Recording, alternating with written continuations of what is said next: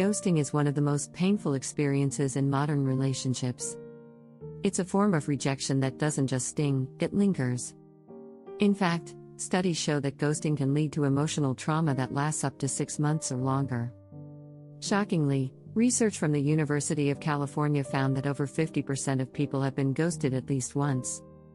And yet, despite how common it is, most people still don't understand why it hurts so much. Why does it feel like a punch to the gut when someone simply disappears? And why is it so hard to heal from it? These are questions that millions of people struggle with every day. But what if we told you there's a way to heal, to bounce back stronger, and even learn how to spot red flags earlier in your next relationship?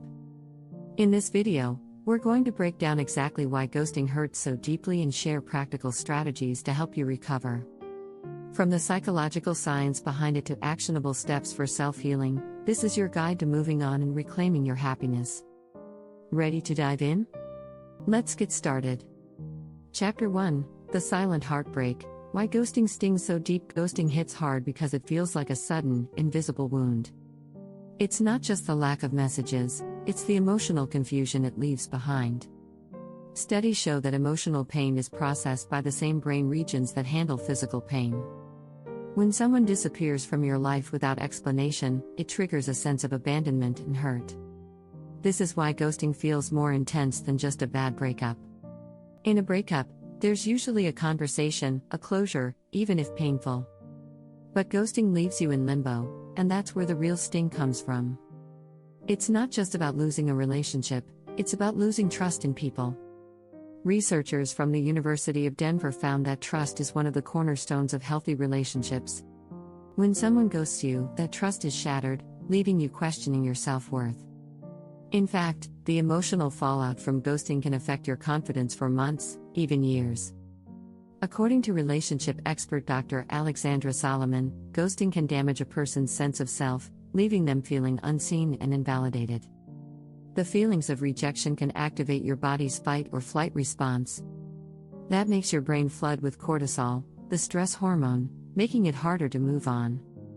It's a silent heartbreak because the pain is often invisible to others. But you're not alone in feeling this way. Millions experience this form of emotional trauma. So, understanding why ghosting hurts is the first step to healing. Chapter 2: The Ghost of the Unanswered Text. Decoding the mystery. When someone ghosts you, the silence feels like a haunting. The unanswered texts and calls stir up feelings of confusion and self-doubt. You begin asking, what did I do wrong? The truth is, it's not always about you. People ghost for many reasons, but that doesn't make it hurt any less. Psychology tells us that humans crave closure, and without it, our brains start to make up stories to fill the gap. This is why you might replay past interactions over and over, looking for signs you missed. Dr. John Gottman, a renowned psychologist, points out that when people withdraw emotionally, it's a form of stonewalling, one of the 4 horsemen of relationship breakdowns. Stonewalling, even in the form of ghosting, prevents healthy communication. It leaves the person being ghosted stuck in a loop of questioning their own actions. It also doesn't help that ghosting is often so sudden and unexplained, leaving no room for dialogue. The uncertainty keeps your brain active, constantly searching for answers. And this confusion causes emotional stress. What's worse, the more time you spend wondering why it happened, the longer the emotional pain lasts. The silence feels like an unanswered question, and without closure, it can leave your mind racing. Studies have shown that people in ambiguous situations are more likely to feel distressed. So, breaking free from this emotional loop is vital for your healing. Chapter 3: The Dopamine Detox. Why ghosting is like a breakup without the breakup. Ghosting has a unique impact on your brain chemistry. Normally, when you're in a relationship, there's a consistent flow of dopamine, the feel-good chemical. This chemical is released when you receive texts, have deep conversations, or spend quality time together. Dopamine is linked to rewards and pleasure, which is why you get a high from feeling connected to someone. But when you're ghosted, that dopamine supply is suddenly cut off. Psychologists call this dopamine withdrawal. The abrupt stop in communication makes your brain crave more of the reward you were getting. This kind of withdrawal is like a breakup without any closure. In fact, ghosting can trigger feelings of anxiety and depression similar to a breakup, without the sense of relief that usually comes with moving on. According to a study by the University of Michigan, people who experience ghosting are more likely to report feeling emotionally drained and insecure. Another reason ghosting is so painful is that it prevents you from processing emotions properly. Without the finality of a breakup conversation, your brain has no chance to properly grieve. Instead, you might be stuck in an emotional limbo, where your body craves emotional closure that simply isn't coming. So, how do you cope with this emotional detox? It's all about allowing yourself to heal, slowly but surely. Chapter 4: Rebuilding Your Self-Worth, Healing from Emotional Phantom Pain. Healing from ghosting starts with understanding that it's not your fault.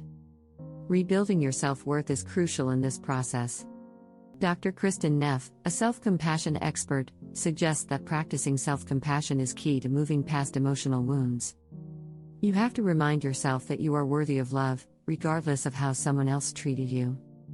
It's easy to fall into the trap of blaming yourself, but you must resist that urge. The first step to healing is acknowledging your feelings. Feel sad, frustrated, or even angry, those emotions are valid. Next, you can try journaling. Writing your feelings down helps you process emotions in a healthy way. Studies show that expressive writing can improve mental health by reducing stress and helping you understand your emotions better. Taking care of yourself physically is just as important as emotional recovery. Exercise, proper nutrition, and sleep all have a profound impact on your emotional state. Research from the American Psychological Association shows that physical well-being is closely linked to mental health. You need to nurture your body as much as your heart. It's also important to stay connected with supportive friends and family. Sometimes, just talking about the situation can help you see it from a different perspective. Remember, healing isn't linear. Some days will be better than others. But with patience, your self-worth will bounce back stronger than ever. Chapter 5: The False Hope Syndrome. When ghosting fuels your fantasy, one of the hardest parts of ghosting is holding on to the hope that the person will return. This false hope can keep you emotionally tied to the situation for longer than you should be. According to a study by the University of California, people who experience ghosting often have difficulty letting go, mainly because they hold on to the what-ifs. The emotional pain is amplified by this sense of waiting for something that may never happen. It's tempting to think, maybe they'll reach out tomorrow, or perhaps they're just busy. But holding on to this fantasy prevents you from fully healing. It's essential to recognize that the relationship, as you imagined it, might never come to fruition. To move on, you need to face the reality: ghosting is often a sign that the relationship wasn't meant to be. Accepting this fact helps you let go of any false hope. A study by Harvard Medical School found that people who engage in mental reframing, looking at situations from a more rational perspective, experience better mental health outcomes. Releasing that hope doesn't mean you've given up on love. Instead, it means you're making space for healthier, more fulfilling relationships in the future. The key is to shift your focus from waiting for closure to creating your own closure. Chapter 6: The Ghosting Recovery Blueprint. How to bounce back and find true love. So, how do you bounce back from the sting of ghosting and move toward healthier relationships? First, understand that ghosting is a reflection of the other person, not you. The key to moving on is not about waiting for an apology or explanation, it's about reclaiming your power and self-worth. Start by building emotional resilience. Practice mindfulness to help you stay present and prevent overthinking. Focus on what you can control, like your own reactions and growth. Dr. Rick Hanson, a psychologist and author, emphasizes the importance of positive thinking for emotional healing.